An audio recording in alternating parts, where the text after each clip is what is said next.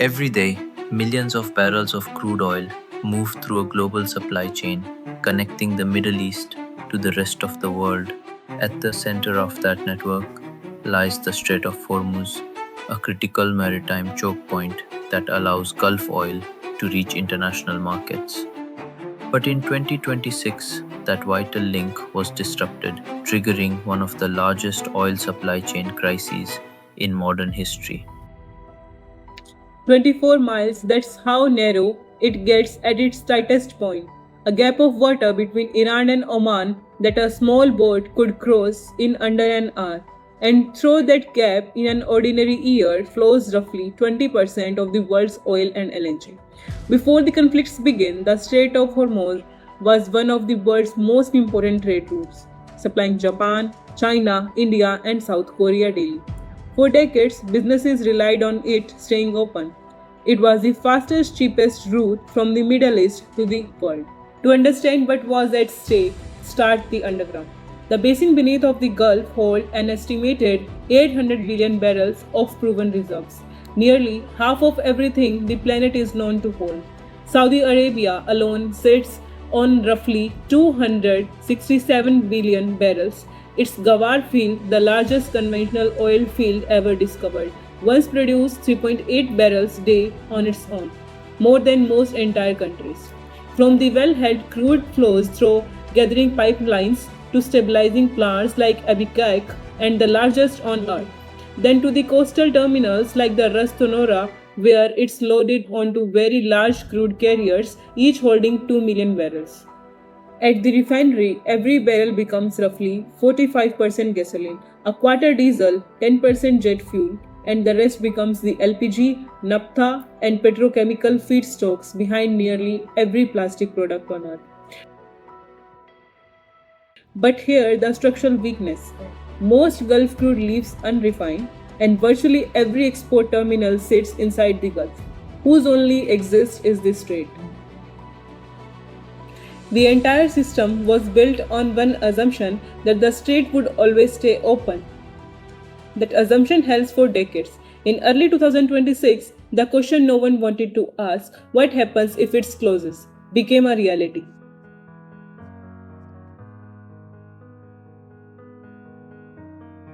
As the Strait of Hormuz remained heavily restricted, the crisis quickly spread far beyond the Middle East. What began as a regional conflict became one of the largest disruptions to the global oil supply chain in modern history. More than 90% of normal oil shipments through the strait were disrupted, affecting around 10 million barrels of oil every day. Since nearly 20% of the world's oil and liquefied natural gas normally passes through the Strait of Hormuz, global energy security was immediately threatened. As tankers became trapped inside the Persian Gulf, storage facilities quickly reached capacity. Although oil continued to be extracted, producers could no longer export it efficiently, forcing major Gulf countries to reduce production. Before the crisis, Gulf countries exported around 25 million barrels of oil each day. By mid-March, export had fallen to 10 million barrels per day, a reduction of almost 60%. With fewer shipments reaching international markets, oil prices surged. Brent crude rose by 10 to 13% within days and exceeded $100 per barrel on 8 March. Dubai crude reached the record of $166 per barrel by 19th March. Analysts described it as the largest disruption to the global energy supplies since 1970s oil crisis. The effects were felt worldwide, but Asia experienced the greatest pressure because of its dependence on Middle Eastern oil. Japan, which imports around 95% of its crude from the Middle East with nearly 70% passing through Hormuz, prepared to release emergency reserves while searching for alternative suppliers. India diversified imports by increasing purchases from Nigeria, Angola, Brazil, and Venezuela, while China strengthened inventory management and procurement planning to protect its manufacturing sector. Smaller economies such as the Philippines faced rising fuel costs, higher transport expenses, and growing inflation due to their limited strategic reserves. Europe was also affected. Natural gas prices nearly doubled. The United Kingdom experienced significant energy market volatility. Ultimately, the Strait of Hormuz crisis showed that modern supply chains depend not only on producing oil but on transporting it safely and continuously. When the oil stopped moving, the damage spread far beyond energy into industries most people would never connect to Middle East waterway. Shipping and logistics were the hit first. Landed fleets suspended services, voyages rerouted thousands of kilometers around Africa. Soaring insurance and port congestion spread worldwide. Every extra day at sea meant higher costs and deeper uncertainty. Refiners came next.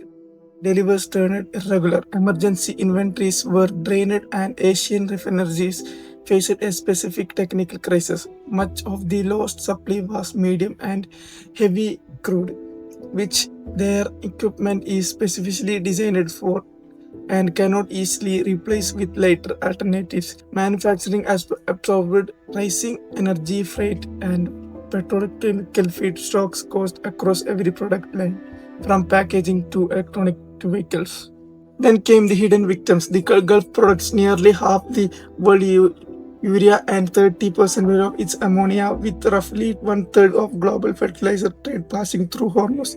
Urea's prices jumped 50%. Farmers cut usage. A shipping crisis quickly became a food security concern, with prices expected to stay 15 of 20% elevated crisis. Qatar LNG shutdown also cut around one-third of world's helium production.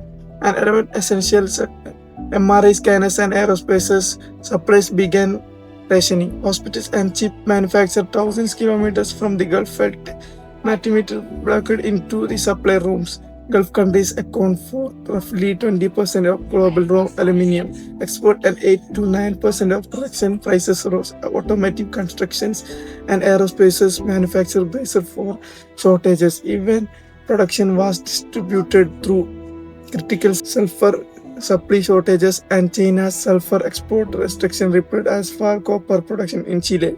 And for ordinary consumers, the cost arrived within weeks. Transportation costs pushed inflation upward. Food, electronics, clothing, everything that's moved by ship, truck, or plane grew more expensive.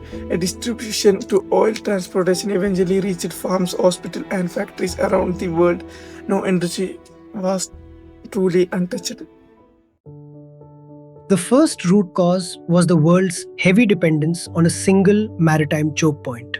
Over many years, the Strait of Hormuz became the primary export route for oil produced by Saudi Arabia, Iraq, Kuwait, Qatar, and the United Arab Emirates. This created a critical single point of failure within the global energy network. The second root cause was the lack of alternative transport capacity. Although routes such as Saudi Arabia's East-West pipeline, the Cape of Good Hope, and the Panama Canal remained available after the disruption began, none could handle the same volume of oil moving through the Strait of Hormuz. The third root cause was the highly interconnected nature of the global oil supply chain. Oil production, maritime transport, refineries, and international markets depend on one another. Once the strait was disrupted in late February 2026, the effects spread rapidly throughout the entire network, demonstrating how a single logistics bottleneck can create worldwide supply chain disruption. Every crisis is a teacher. This one delivered the most expensive logistics lesson in modern history. And it's worth stating each lesson plain. Lesson 1. Redundancy must be built before crisis, not during it. The clear proof is comparison. Saudi Arabia and Oman weathered the crisis better than every neighbor for one reason. Alternative export routes existed before they were needed. Saudi Arabia activated its East-West pipeline to Red Sea ports within days, rerouting exporting away from the Gulf entirely, even accepting Pakistan's request to redirect crude through Yemen. Iraq, Kuwait, and Qatar, with no bypass, lost the most. Same region, same crisis, opposite outcomes. The difference was infrastructure built in calmer times. Lesson 2. Just in time has a break-even point. Most Asian refineries held 20 to 35 days of crude inventory, perfectly efficient in normal times. dangerously thin against a months-long closure. Companies that had invested in buffer stock and pre-qualified alternative supplies kept operating. Efficiency and resilience are not the same way. And this crisis priced the difference precisely. Lesson 3. Single scenario risk models failed. Most contingency plans assumed one choke point fails at a time. When Hormuz and the Red Sea broke, simultaneously, ships diverting from one crisis sailed directly into another. Risk teams worldwide are now rebuilding models around concurrent, compounding failures. Because that's what actually happened. Lesson 4. Prediction is now possible and necessary. The crisis was foreseeable. The warning signs, rising regional tensions, insurance market signals, tanker traffic patterns were visible in data weeks before February 28th. AI-driven supply chain platforms now exist that track vessel movements in real time, model choke points closures, war game disruption scenarios, and flag exposure across a company's supply network down to the third tier. The companies that use them entered the crisis with contingency plans already drafted. The question every logistics manager must now answer: if the data could have warned you, why weren't you listening? Lesson 5. A political resolution is not a commercial recovery. Even after ceasefire talks began, normal shipping did not return. Trust, insurance rates, and physical safety each had to rebuild separately, and far more slowly the headlines suggested.